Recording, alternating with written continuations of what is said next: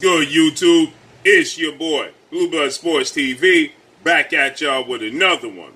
So we have some great news. As undefeated 3-division world champion, who at one point in time simultaneously held the WBA super title at 130, the WBA regular title at 135 and 140, undefeated superstar boxer Gervonta Tank Davis. 25 wins, no losses, no draws, 24 big wins by way of knockout. Gervonta Tank Davis is 26 years of age, stands at 5'5" with a 67-inch arm reach. With that said, Gervonta Tank Davis has confirmed he will be fighting undefeated, rising, lightweight title contender who currently is the WBA interim champion at lightweight. 14 wins, no losses, no draws, 12 wins by way of knockout.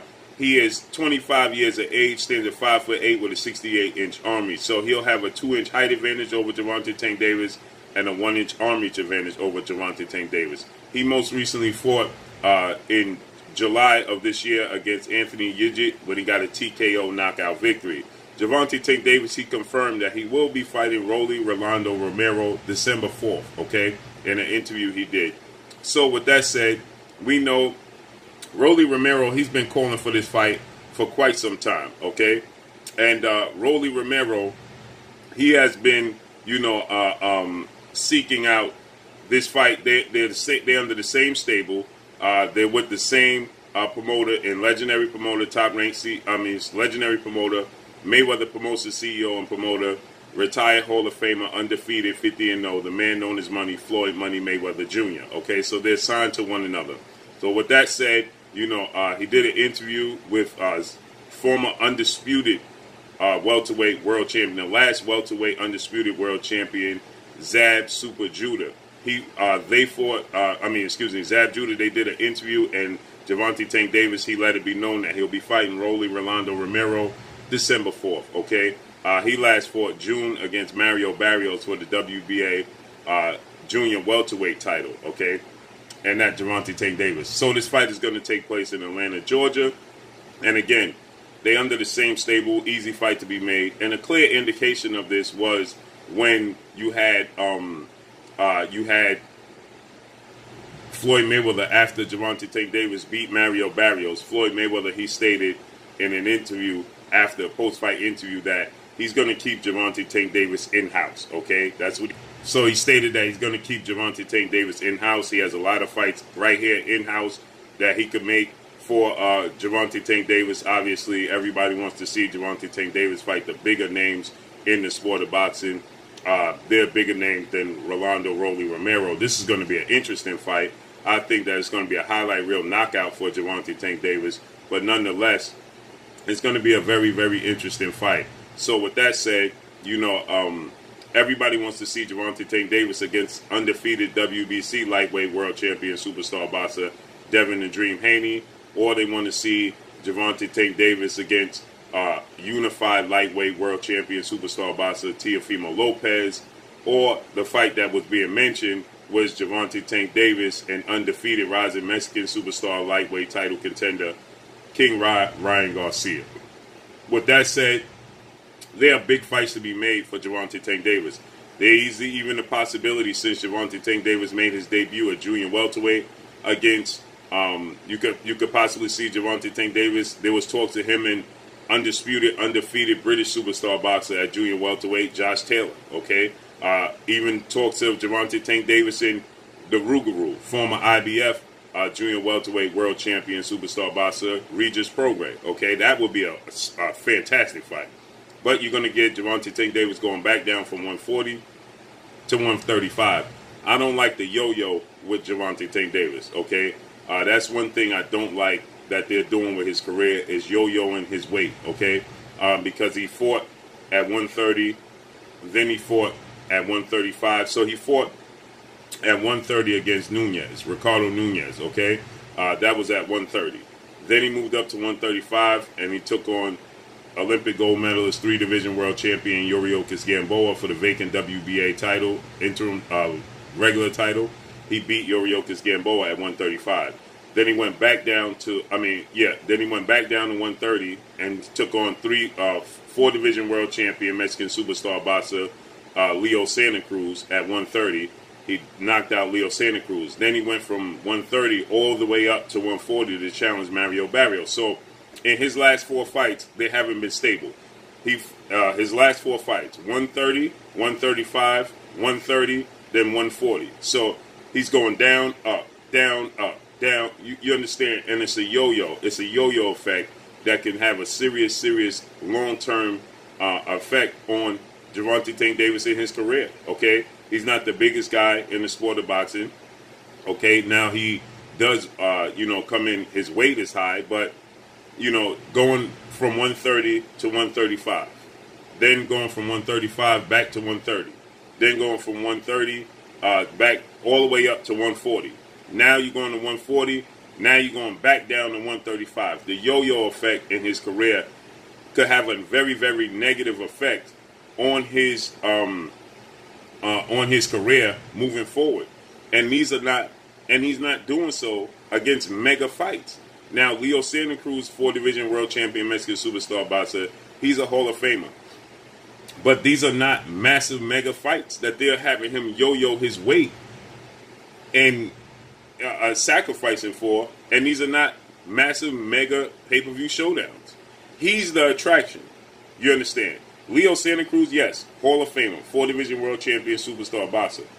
Yuriorkis Gamboa, possible future Hall of Famer, 3-division champion, Olympic gold medalist. Mario Barrios, unknown. Okay, we don't know what he's going to pan out to be, and Nunez is the unknown. We don't know what his career is going to pan out to be in the future. You understand?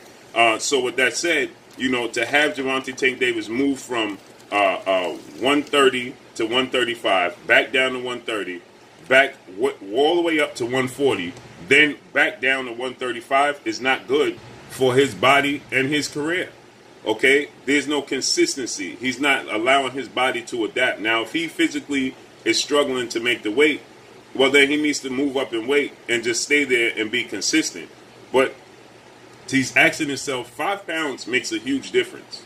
You understand?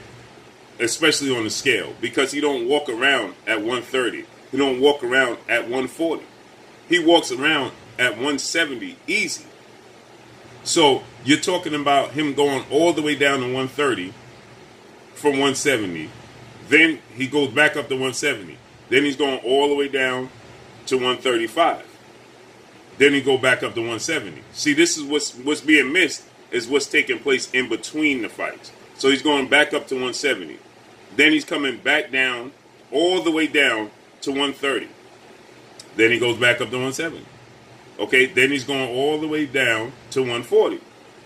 Because see, it seems a lot, but you gotta factor in his walking around weight. At the very least, he's at 160, 165. Okay, walking around weight. Okay, so now you ask him to go all the way down to 140. He crunches body 140. Okay, that's not as bad as 130. Now he's going back up to 160, and now you ask him to go all the way back down to 135. Okay, and this is in the span of 2 years. He's doing this in a 2-year span. He's yo-yoing his body in a 2-year span from 2019 to today. He's going up, down, up, down. And this year alone, he would have went to 140, back down to 1. So this year, let's just look at his last 3 fights. He fought at 3 separate weight classes in his last 3 fights. Leo Santa Cruz at 130, Mario Barrios at 140, and now he'll fight Rolando Romero at 135. That's 3 separate weight classes. They're not 2 pounds away. And again, I see that Gervonta Tank Davis is, taking, the sport of boxing more serious. I don't see him ballooning up in weight as he used to balloon up in weight. But you still have to take into consideration that he's at least 160 pounds. Okay? Now, I see that he's still working out. He's still staying focused. He's still in the gym in between fights. But his weight is still ballooning up. At the very least, to push it, you got to say he's 155. At the very least, in between fights. That's still a 15 to 20 pound weight loss, weight cut in a short period of time. Okay? And so with that said, it's just not good, and it could play a huge factor in his career moving forward. We have to see how that plays out. But as far as the fight itself, stylistically, I expect Gervonta Tank Davis to get a highlight reel knockout because I think that Rolando Romero is going to give him every possible opportunity to knock him out because Rolando Romero is just, not a very, very disciplined fighter. Okay, he's just not. Okay, he leaves himself wide open. He's undisciplined on defense, and he's unorthodox. He does have power, and he is going to look to hurt Tank. And Tank does have to be careful, but Tank has arguably the highest ring IQ, top 3 highest ring IQs in the sport, top 3 talent in the sport. He's a southpaw. He's very technically skilled. He has explosive left hand, very fast hands, and very fast feet if he so chooses. And he sits down on his punches when he so chooses. And I think that's a recipe for a highlight reel fight of the year knockout of the year fight. So let's see how this all unfolds. But December 4th, Rolando Romero versus Gervonta Tank Davis. That's all I got for y'all. Make sure you hit the like button. Drop a comment in the comment section. Let me know what y'all think. Y'all already know what it is. It's your boy Blue Blood Sports TV. Hate, like, comment, and subscribe. If you haven't subscribed, hit the subscribe button. Hit the like button, hit the bell icon to get all the new notifications. Follow me on Instagram at Blue Blood Sports TV, all one word. Y'all already know what it is. Shout out to the entire LDBC. Shout out to New Media. Shout out to Black Media Raw. Make sure you like and share these videos. That's all I got for y'all. Peace. You're watching Blue Blood Sports TV. Wow.